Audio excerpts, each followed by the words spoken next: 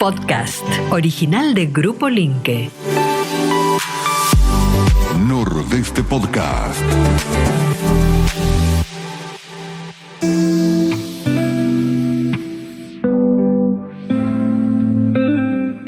Claro que sí, es momento de cultura y de aprender. Un viaje en el tiempo realizamos en el día de hoy. ¿Cómo le va, Francisco Tete Romero? Buenas tardes. Muy buenas tardes, muchas gracias por esta posibilidad de compartir un poco de historia y cultura. Sí, señora. ¿Qué vamos a aprender en el día de hoy? Vamos a ir hacia 1585, Bien. 3 años antes de la creación de Corrientes, en el Chaco, pero no en cualquier lugar, sino en el Impenetrable, la primera ciudad española, fundada un 14 de abril de 1585. Ahí podemos ver exactamente el lugar. Y esa es una tapa del suplemento La Chaqueña, Diario Norte. ¿Por qué dice Concepción del Bermejo de la Buena Esperanza, sí, la ciudad perdida?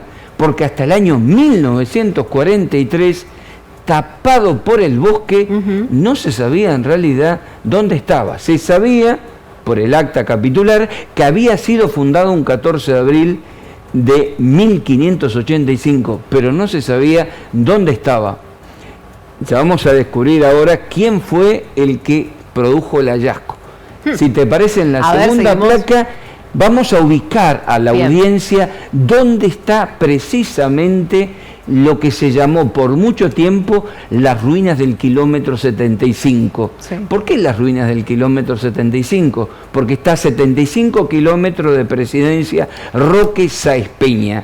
Está exactamente a 30 leguas de la desembocadura del río Bermejo en el río Paraguay, a 25 kilómetros de Tres Isletas, pertenece al departamento Maipú, jurisdicción Tres Isletas, 38 kilómetros al oeste de Pampa del Indio y 38 kilómetros al sudoeste. Una zona estratégica. Exactamente, de Juan José Castelli. ¿Por qué fue creado ahí? Porque la gobernación del Tucumán española necesitaba comunicarse con Corrientes, que todavía no había sido fundado, pero ya estaba por fundarse, con el litoral, con Buenos Aires y con el Paraguay. Fueron creadas 2 ciudades en la zona, digamos, del Gran Chaco. En el Impenetrable, Concepción del Bermejo de la Buena Esperanza. Y en Salta, Esteco de Talavera o Talavero de Esteco.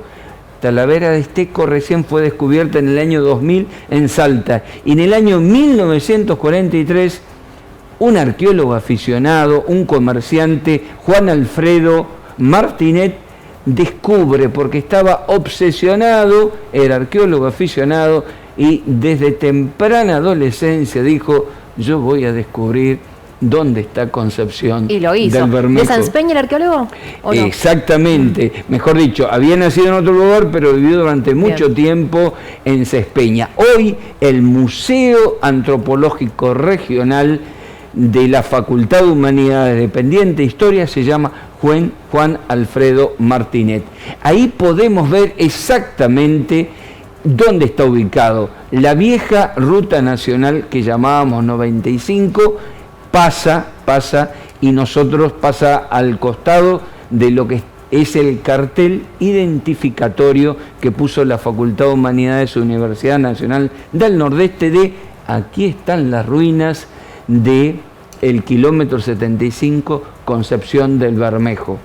En otra placa vamos a ver lo que es la reconstrucción que hizo un gran arqueólogo, profesor en historia, Eldo Morresi, de el caserío. Estamos hablando de una población que tenía 6.000 habitantes estimativamente, 1.500 en lo que era el centro.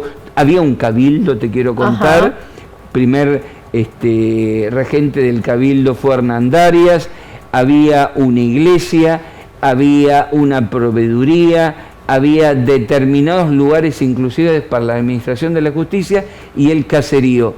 Pero la pregunta es: ¿por qué estamos hablando de lo que fue para los cronistas el lugar económico más importante del Río de la Plata?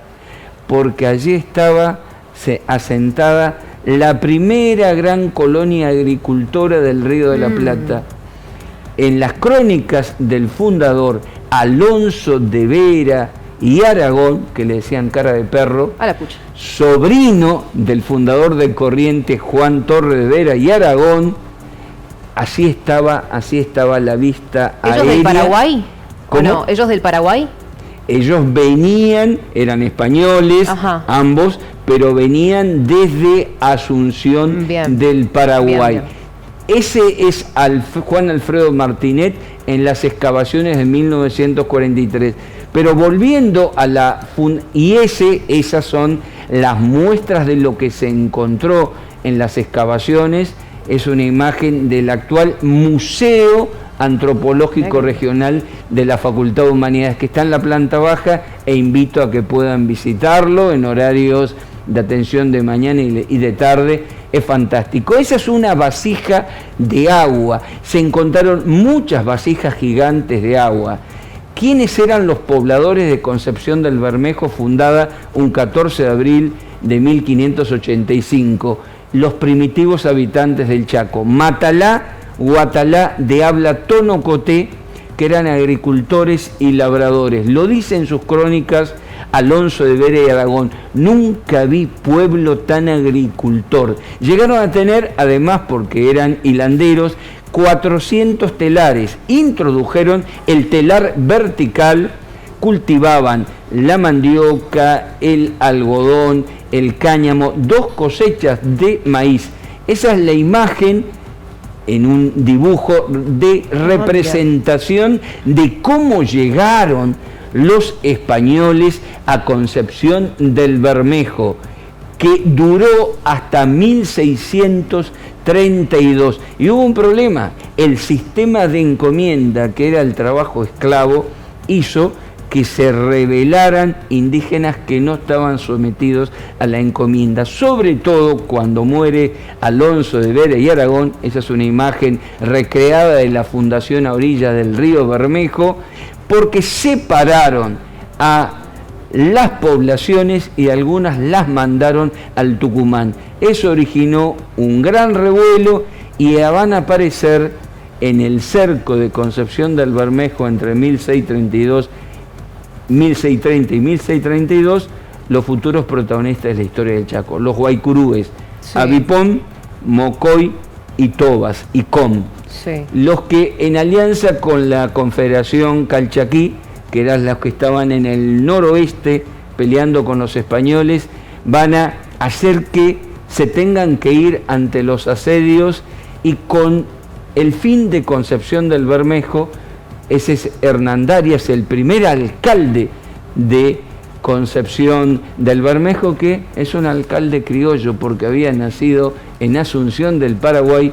Con la pérdida de Concepción del Bermejo muere el Chaco agrario. Esta es una primicia que primero la da Marcos Altamirano, luego Ramón de las Mercedes Ticera. El Chaco agrario no empieza con los inmigrantes en el siglo XIX, existía con los Matalá, con los Huacalá de habla tonocoté, que son los primeros habitantes del siglo XVI y XVII. Que después no pudieron repoblar, ¿verdad? No pudieron volver de Corrientes para acá. No pudieron repoblar porque los guaycurú habían conquistado el caballo.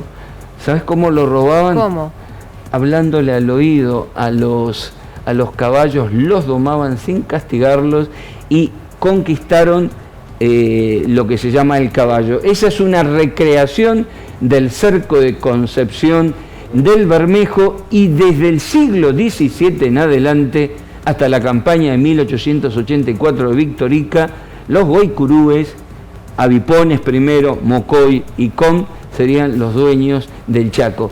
Pero bueno, esto es Concepción del Bermejo de la Buena Esperanza, fundado 3 años antes de Corrientes, apenas 5 años después de la segunda y definitiva fundación de Buenos Aires. Existió un Chaco agrario y fue indígena. Con mucha historia, con mucha presencia también, y me gustó esto. Tengo una última duda. Sí. ¿Puede ser que después de Concepción del Bermejo quedó el poder o la gobernación dividido por el Paraguay y por La Plata? Exactamente, ese fue muy bien estudiado. Ese fue uno de los motivos de la caída, porque cuando el rey Felipe III de España dividió la gobernación y adelantazgo del Río de la Plata entre Asunción y Buenos Aires, y a nosotros en Concepción del Bermejo nos mandaron con Buenos Aires, estaba aislada de su centro natural de protección, que era Asunción. Ajá. El otro motivo fue desmembrar la población y mandarla al Tucumán.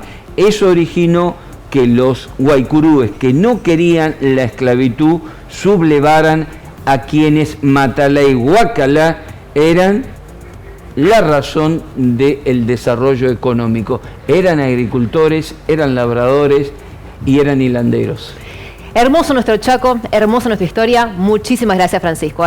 Gracias a ustedes y bueno, por suerte queda todo este material en YouTube y nos queda para seguir recorriendo el Chaco y contando de dónde venimos. Nordeste Podcast. Los mejores momentos de la radio de tu vida. Nordeste y vos. ¿Conectados? Siempre.